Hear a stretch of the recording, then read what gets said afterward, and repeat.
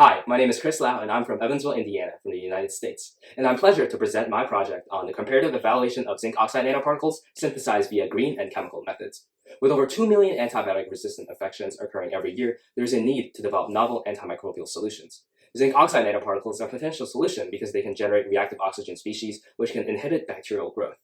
However, conventional synthesis methods of zinc oxide nanoparticles are a problem. Conventional methods such as chemical vapor deposition or hydrothermal synthesis are energy intensive and expensive. And the chemical precipitation method is simpler, however, the use of synthetic reagents can be potentially harmful for the environment. That's why recently, green synthesis has been gaining attention because it's more sustainable, simpler, and safer than the chemical method, but its efficacy compared to the chemical method must be investigated.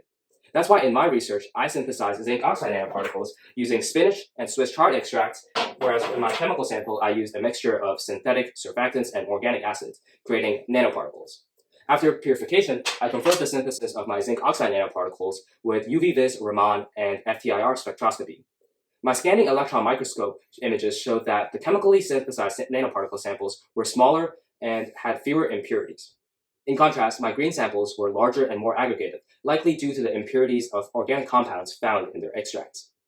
The nanoparticles showed greater inhibition against E. coli and S. epidermis than water, but it was less effective than standard antibiotics. But chemical samples performed 13.5% better than my green samples.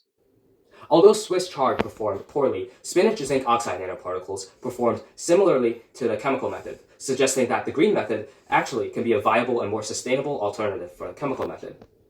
In the future, by incorporating and optimizing sustainable sources of reagents, there's an opportunity to create safer and more sustainable zinc oxide nanoparticles for antimicrobials, cosmetics, semiconductors, wound healing, water treatment, and so many more commercial applications. Thank you.